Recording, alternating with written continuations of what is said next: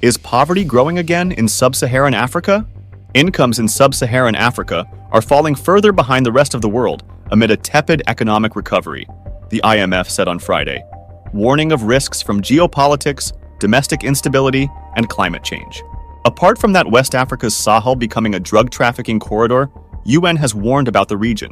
What is the reason of downfalling economies of this region? Why these Sub-Saharan and Sahelian countries are ranked worst in the world in terms of Human Development Index? What steps would African Union take to stabilize the economic conditions of these countries? And most importantly, what lessons these countries should learn from the little island country of Africa, which is ranking on the top in African continent? Let's uncover all these questions in this video, so be with us until the end. The IMF earlier this week said the region's economy would grow 3.8% this year, up from 3.4% in 2023, as it begins to emerge from 4 years of shocks, from the COVID-19 pandemic to Russia's invasion of Ukraine and rising global interest rates. Over the decades, the global fight against poverty has followed a positive trajectory. Worldwide poverty has declined both in absolute terms and as a percentage of the global population. This trend has accelerated globally since the 1980s, primarily driven by the economic growth of populous China and India. In 1950, 60% of the global population lived in poverty. Currently, this figure has fallen to less than 10%. Sub-Saharan Africa as a region also reflects global macro trends. The area enjoyed 20 years of economic expansion since the late 1990s, and particularly after 2000, with average annual growth rates of around 5.5% in 2000 to 2014, in a phase that generated the evocative expression of rising Africa. In this virtuous period, the region has aligned with the global trend in poverty decline by lowering the rate of extreme poverty from a peak of 58% of the sub-Saharan population in 1993 to 35.1% in 2019. Public debt in the region has risen to levels not seen in decades. The average debt ratio in Sub-Saharan Africa has almost doubled in just a decade, from 30% of GDP to almost 60% of GDP. Repaying this debt has also become much costlier. The region's ratio of interest payments to revenue, a key metric to assess debt servicing capacity and predict the risk of a fiscal crisis, has more than doubled since the early 2010s and is now close to 4 times the ratio in advanced economies. As of 2022, more than half of the low-income countries in Sub-Saharan Africa were assessed by the IMF to be at high risk or already in debt distress. These trends have sparked concerns of a pending debt crisis in the region. A recent IMF paper offers possible solutions to prevent this from happening. It identifies 5 policy actions African governments can take to preserve the sustainability of public finances while also achieving the region's development goals. Number 1, set a course. Re-anchor fiscal policy through a credible medium-term strategy. Number 2, get ready. Undertake fiscal adjustment to bring debt back to a safer level. Number 3, chip in. Mobilize more domestic revenue. Number 4, shore up the house. Strengthen budget institutions to improve the implementation of fiscal plans. Number 5, get people on board. Anticipate public resistance to reforms. Another reason for debt crisis of Sub-Saharan Africa is that the youth of these Saharan countries are not skilled enough to get the quality job.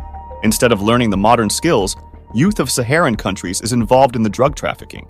According to the report released by the UN Office on Drugs and Crime, drug seizures have soared in the West African Sahel region, according to a new United Nations report, indicating the conflict-ridden region is becoming an influential route for drug trafficking.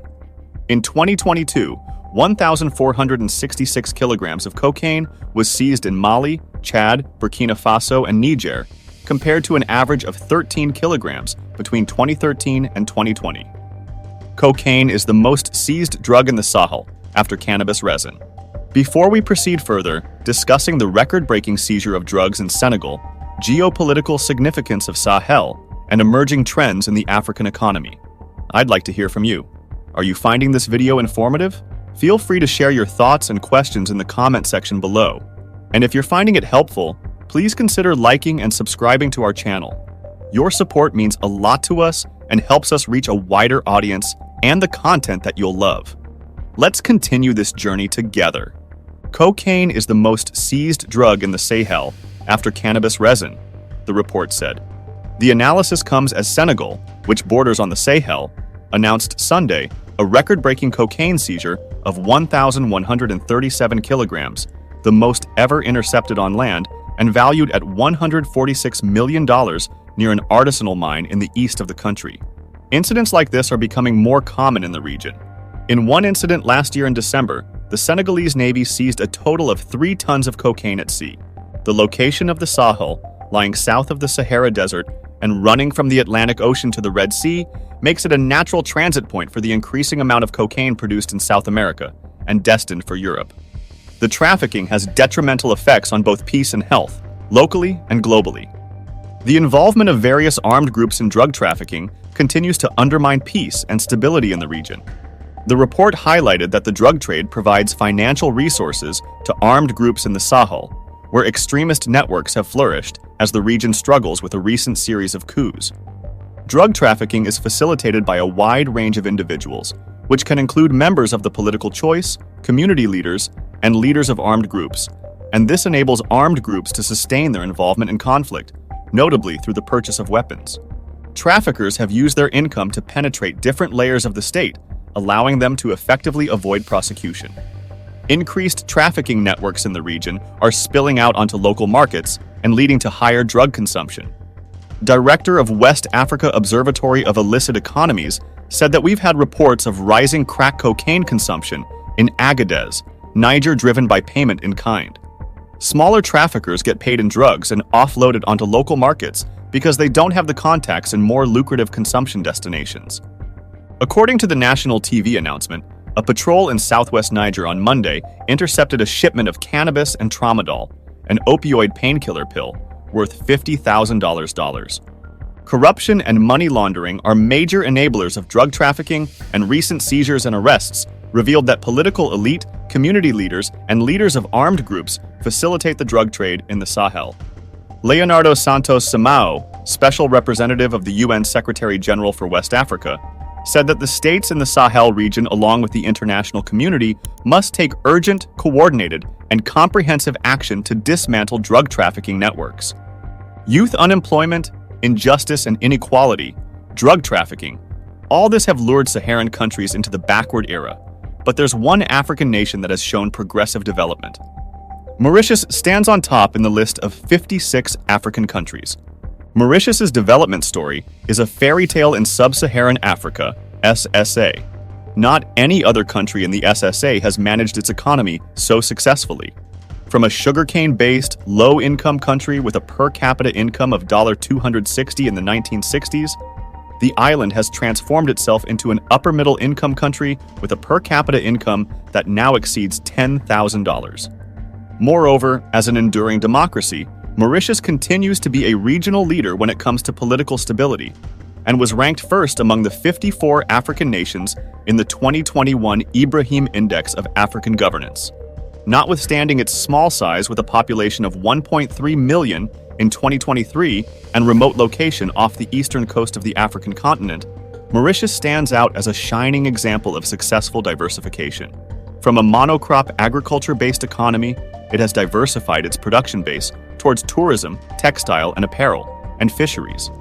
Over the past decade, the production base has also gradually expanded to include agriculture value addition products, financial services, and information technology. More recently, and especially after the COVID-19 pandemic, the government has made it a priority to develop the pharmaceutical industry and to export high-value medical devices as part of its economic diversification agenda. If economic development can be summarized as a process of sustained high economic growth and transformation from low to higher productivity activities, Mauritius is among the very few countries in SSA that have successfully embarked on that path. Do you think that would these sub-Saharan countries follow the steps of Mauritius to stabilize their economies? It can only be possible when political leaders of these regions implement laws against drug trafficking, but this isn't as simple as it seems. They'll have to think about their countries, about debt repayment, and most importantly, the geopolitical significance of their countries. It's high time to stop corruption now and focus on the long-term development. What do you think?